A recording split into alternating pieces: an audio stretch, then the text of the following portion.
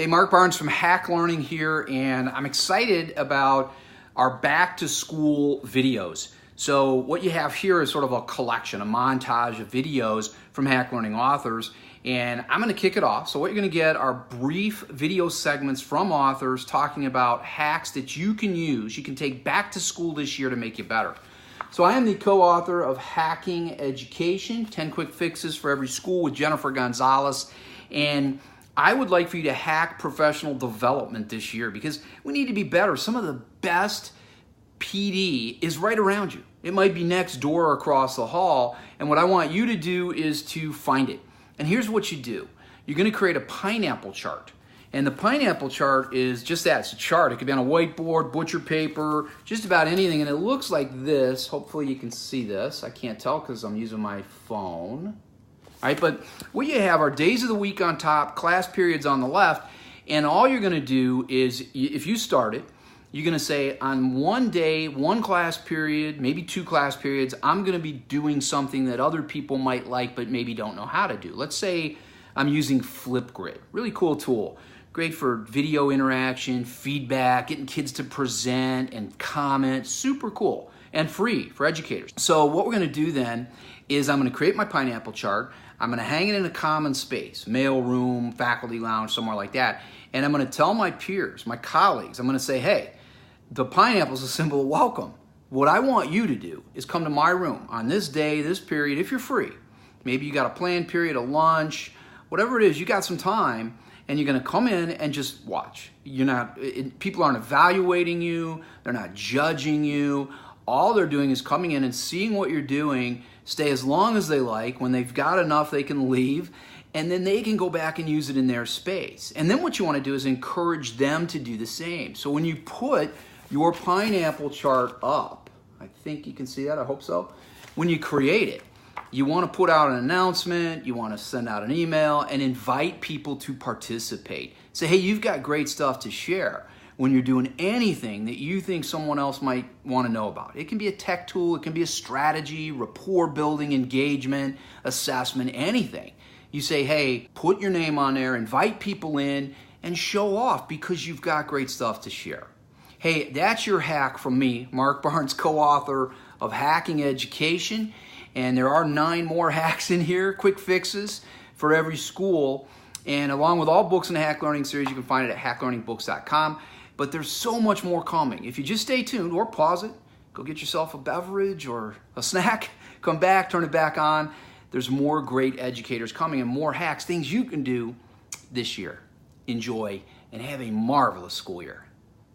Hi everyone, this is Carrie Gallagher. I am here at school in what we call the Digital Commons, which is a gathering place for students and teachers in our middle school with, as you can see, study carols and books, but also on the other side of the room there's lots of flexible space and seating for groups to gather, sit on the floor, hang out, work together with lots of screens and technology available. And one thing that I like to talk to my colleagues about is making time, significant time over the first couple of days of the school year to really get to know your students' names. As a matter of fact, every year that I've ever taught, I've spent at least half of the class period time that I have the first 2 or 3 days of school learning my students' names, playing name games, challenging them to try to, mix me up or confuse me, and then because we play those games, they have fun learning about me and my determination to get to know them. And, students who don't already know each other really get to know each other well because they're sort of bonded together trying to trick me and make those games fun with one another.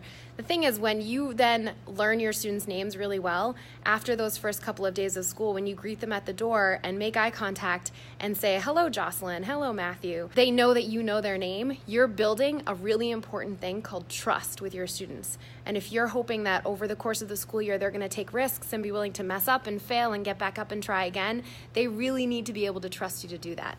Another side benefit to learning their names and spending time doing it the first few days of school is that by the time you get to week 2 or 3 and your parents come back to school for that back to school night, and as they walk in, you can say, oh, you must be Jocelyn's dad. She sits right over here in this chair. You should sit where she sits so you can experience the class like she does.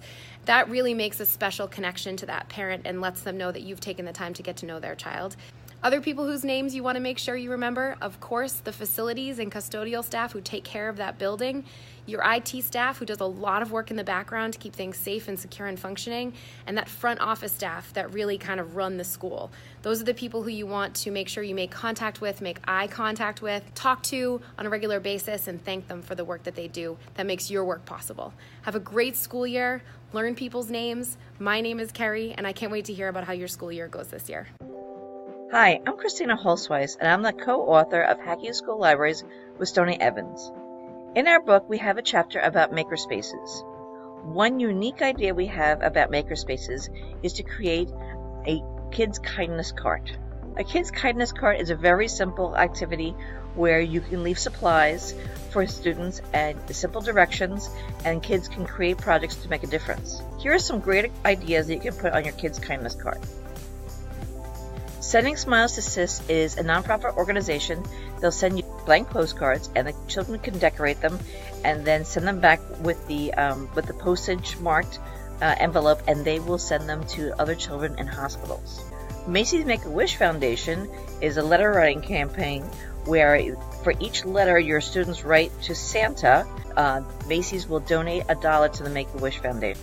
You can help out your local animal shelter by cutting up old t-shirts into dog toys or pillows, or even making bandanas for the animals there. Project LINUS is a no-sew activity. Kids can create no-sew blankets from fleece and then donate them to Project LINUS that will distribute them to newborn babies. Using simple pillowcases, you can create pillowcase dresses for kids in third world countries.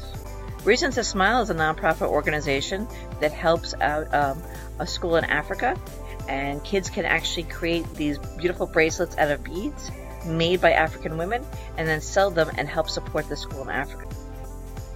To help the children in foster homes, you can take old t-shirts and make them superhero capes so they feel that they are empowered to change the world. And another idea is you can decorate pillowcases for Camp Dreamcatcher. So I hope that you like all these activities that you can do to make a difference. Thank you. Hi, this is Mike Fisher. I'm the author of Hacking the Common Core and the co-author of the upcoming Hacking Instructional Design. One of the things that I want to talk to you about today has to do with something that's going to be in our new book. So you're getting sort of a sneak peek today. And I wanted to invite you to think about something called interest curves. Think about a roller coaster ride that you might get on. You wait in line, you're building anticipation, you get on the ride, you go up that first hill, the anticipation is building, and then when you go over the top, it's thrilling, it's wonderful. You come down to the bottom, you start to go back up again, you're building anticipation, and you do that throughout the ride so that you're building anticipation and having the experience of the thrill of the ride up and down, over and over until the end of the ride, and you leave wanting more.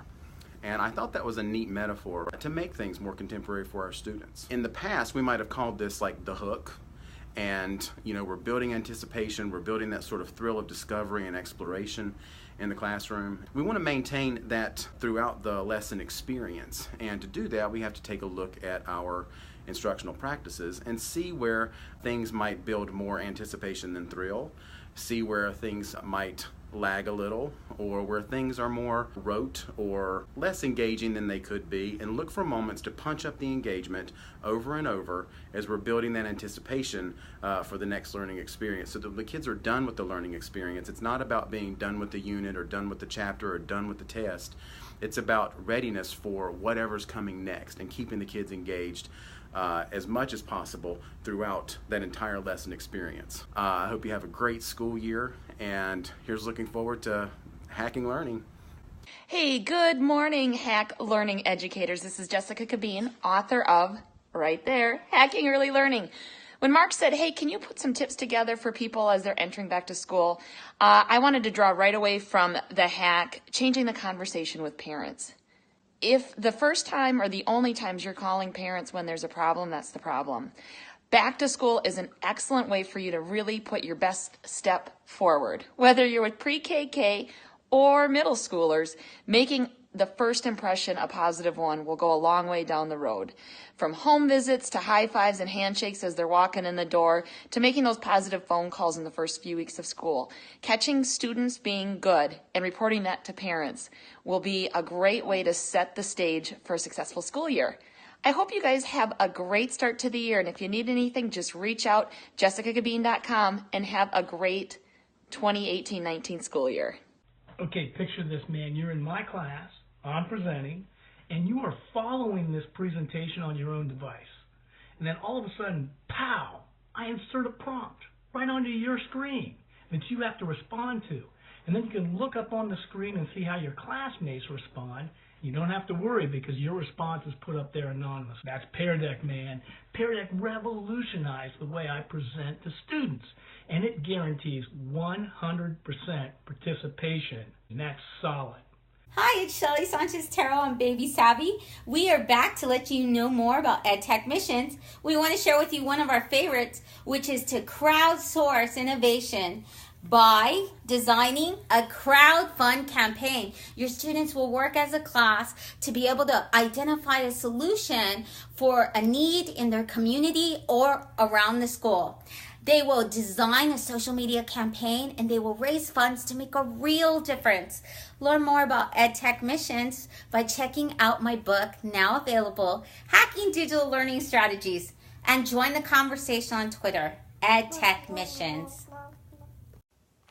Hey, I'm back to wrap up our back to school video montage, and I'm really excited to share with you our final hack, and it comes from Hacking Leadership, and this is by Joe Sanfilippo and Tony Sinanis. Two incredible leaders, and one of the things they do in this book that I love is they talk a whole lot about rapport building. You need great rapport to have a marvelous school year. Everybody's happy when you've got good rapport, right? So you start with your teachers, and if you're a teacher, you can do it with colleagues. And what these guys say in Hacking Leadership is, what if you just put a note in a mailbox? Think of how simple that is. You could use a postcard, a index card. You could use a sticky note. It could be just a word of encouragement. Hey, I noticed you did this the other day. I love that. That is amazing. And imagine how little time it takes and how much you could do it if you did it, let's just say, I don't know, maybe once a week at least. The other one, very similar about rapport building. I love this. And this comes in what you can do tomorrow in Hack 3, Hacking Leadership. And the authors say, what if you send a postcard home to your teachers or colleague, perhaps, to their spouse or children? And you say in that postcard, hey, I love what your spouse is doing here at our school. She's a wonderful teacher. She loves kids. She's making our whole learning community better. Think of the power of that when that postcard goes home to the spouse or to the child. That's amazing. These are hacks that you can do tomorrow. That's from Hacking Leadership. You've had so many amazing ones in this video. It's just, to me, it's a great way to start your year. Take anything from this video, give it a shot. You can learn more in the books. You can find them all at hacklearningbooks.com. And let's go and hack learning and have a marvelous school year.